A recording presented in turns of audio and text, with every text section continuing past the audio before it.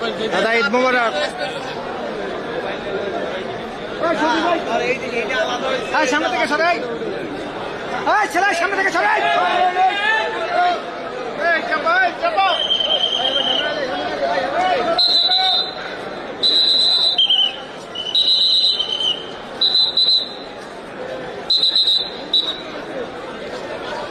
ভাই ঈদ মোবারক।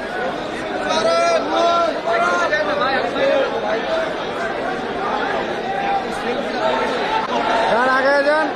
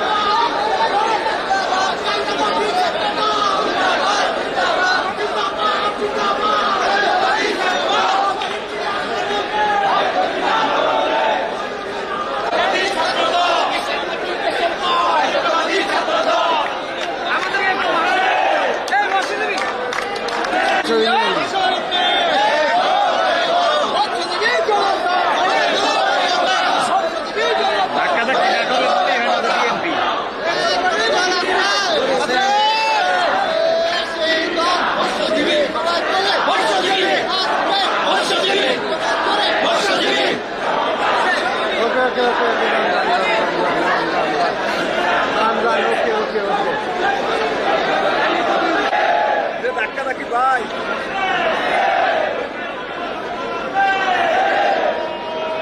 আসুন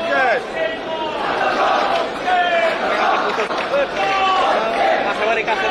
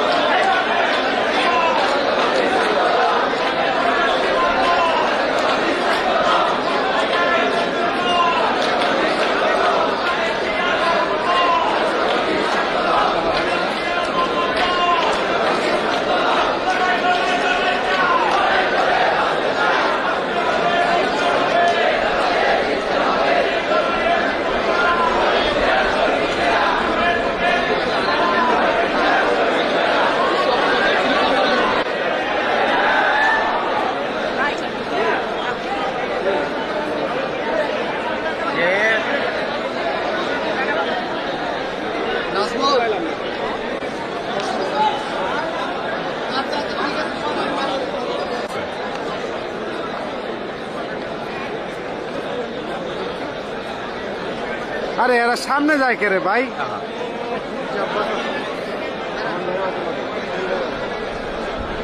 দল বাইন্দা উল্টা ভিতরের দিকে ঢুকতেছে।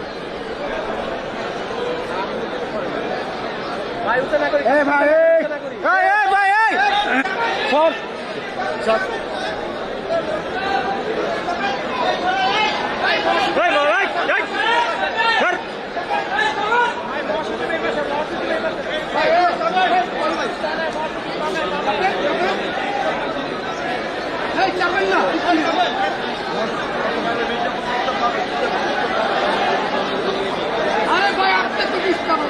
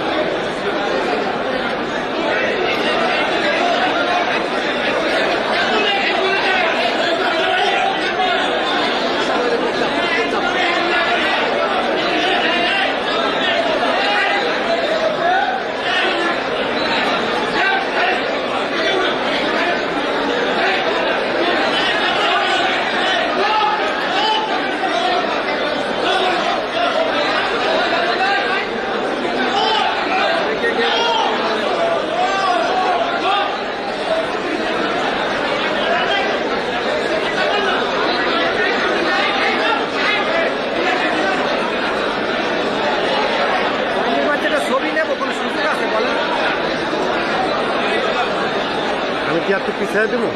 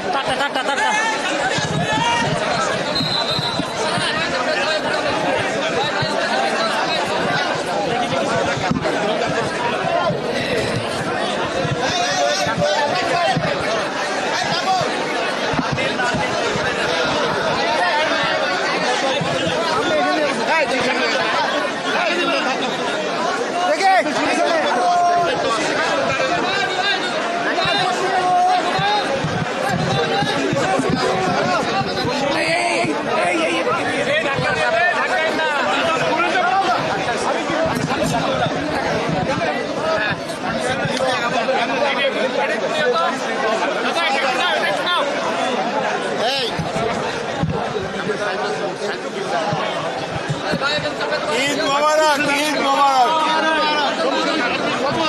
আপনাদের মাধ্যমে আজকে এই পবিত্র ঈদ উল ফিতরের নামাজের পরে আমরা দলের পক্ষ থেকে